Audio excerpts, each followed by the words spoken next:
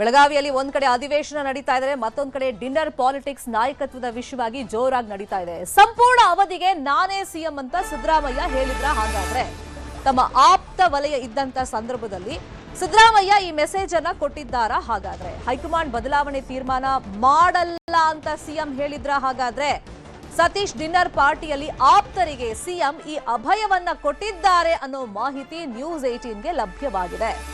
CM ಬದಲಾವಣೆ ಅಂದ್ರೆ ನಾನು ಅಹಿಂದ ಪರ ನಿಲ್ತೀನಿ, ಹೈಕಮಾಂಡ್ ಜೊತೆ ನಾನೇ ಮಾತಾಡ್ತೀನಿ ಅಂತ ಹೇಳಿ ಸಿದ್ದರಾಮಯ್ಯ ತಮ್ಮ ಆಪ್ತರ ಮುಂದೆ ಹೇಳಿಕೊಂಡಿದ್ದಾರಂತೆ. ದಲಿತ ಸಿಎಂ ವಿಚಾರ ಬಂದ್ರೆ ಪರಮೇಶ್ವರ ಹೆಸರು ಪ್ರಸ್ತಾಪಕ್ಕೂ ಕೂಡ ಒಂದು ನಿರ್ಧಾರವನ್ನ ಮಾಡಿ ತಂತ್ರವನ್ನ ರೂಪಿಸಿದೆ ಸಿಎಂ ಬಣ ಅನ್ನೋ ಮಾಹಿತಿ ಲಭ್ಯವಾಗಿದೆ.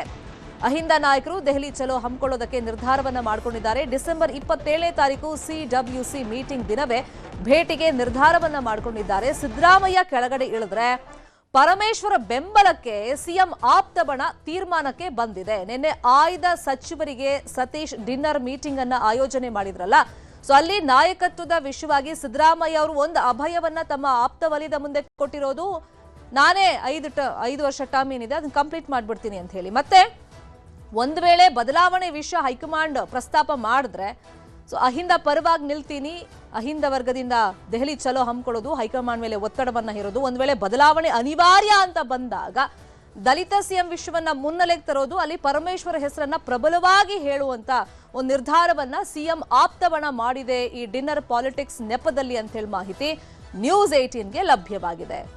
ಸೊ ನಿನ್ನೆ ಸತೀಶ್ ಕರೆದಂತ ಆಯ್ದ ಸಚಿವರ ಡಿನ್ನರ್ ಮೀಟಿಂಗ್ ನಲ್ಲಿ ಡಿಕೆಶಿ ಬಣವನ್ನ ದೂರ ಇಡಲಾಗಿತ್ತು. ಇದೇ ವಿಷಯವಾಗಿ ಇನ್ನಷ್ಟು ಡೀಟೇಲ್ ಆಗಿ ಇನ್ಫಾರ್ಮೇಶನ್ ಕೊಡ್ತಾ ಹೋಗೋದಕ್ಕೆ ನೇರ ಸಂಪರ್ಕದಲ್ಲಿ ಕನೆಕ್ಟ್ ಆಗಿದ್ದಾರೆ ನಮ್ಮ ಪೊಲಿಟಿಕಲ್ ಬ್ಯೂರೋ ರಿಪೋರ್ಟರ್ ತಿಮ್ಮೇಗೌಡರು ಮಾಹಿತಿಯನ್ನ ಕೊಡ್ತಾರೆ.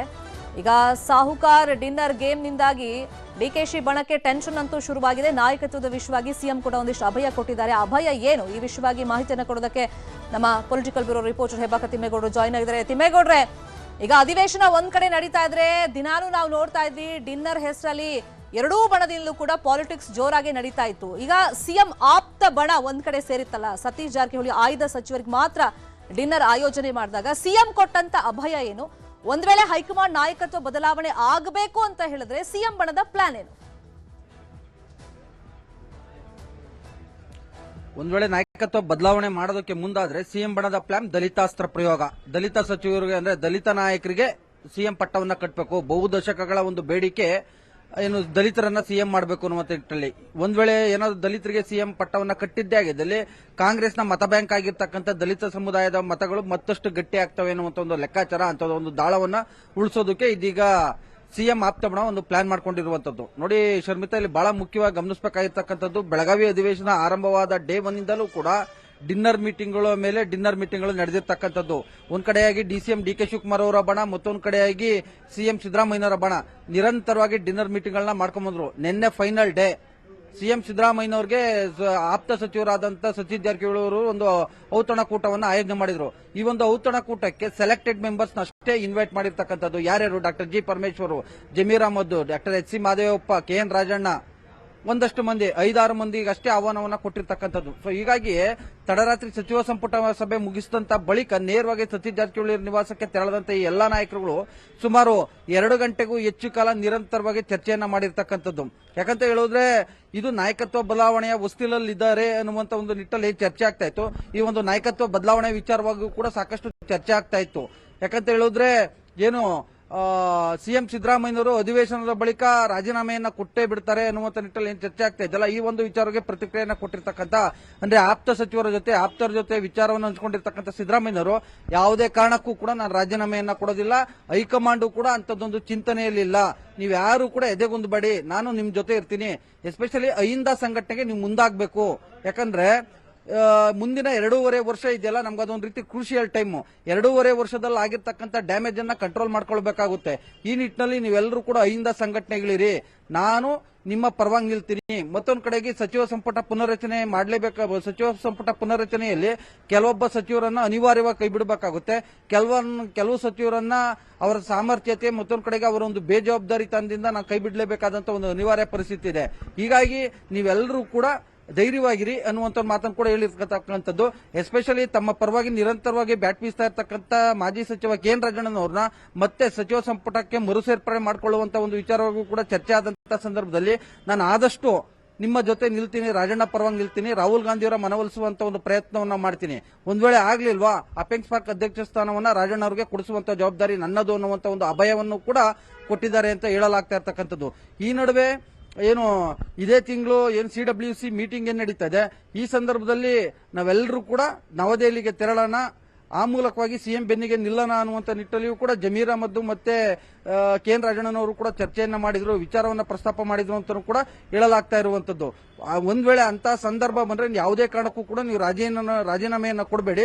2028ರ ಚುನಾವಣೆಯಲ್ಲಿ ನಾವುಗಳು ಗೆಲ್ಲಬೇಕು, ಮತ್ತೊಂದು ಕಡೆಗೆ ಹಿಂದ ಸಮುದಾಯ ಮತ್ತೆ ನಿರ್ಣಾಯಕ ಪಾತ್ರವನ್ನು ವಹಿಸಬೇಕು ಅಂದ್ರೆ ನೀವು ಏನು ಮುಖ್ಯಮಂತ್ರಿ ಸ್ಥಾನದಲ್ಲಿ ಮುಂದುವರಿಬೇಕು. ನಿಮ್ಮ ನಾಯಕತ್ವದಲ್ಲೇ 2028ರ ಚುನಾವಣೆಗೆ ನಾವು ಹೋಗ್ಬೇಕಾಗುತ್ತೆ. ಹೀಗಾಗಿ ನೀವು ರಾಜೀನಾಮೆಯನ್ನ ಕೊಡಲೇಬಾರದು. ಅಂತದ್ದೊಂದು ಪ್ರಸಂಗ ಬಂದ್ರೆ ನಾವೆಲ್ಲರೂ ಕೂಡ ನಿಮ್ ಜೊತೆ ನಿಲ್ತೀವಿ, ಅಹಿಂದ ಸಂಘಟನೆಗೂ ಕೂಡ ನಾವು ಮುಂದಾಗ್ತೀವಿ ಎನ್ನುವಂತ ಮಾತನ್ನ ಡಿನ್ನರ್ ಮೀಟಿಂಗ್ ನಲ್ಲಿ ಇದ್ದಂತ ಆಪ್ತ ಸಚಿವರು ಕೂಡ ಹೇಳಿರ್ತಕ್ಕಂಥದ್ದು.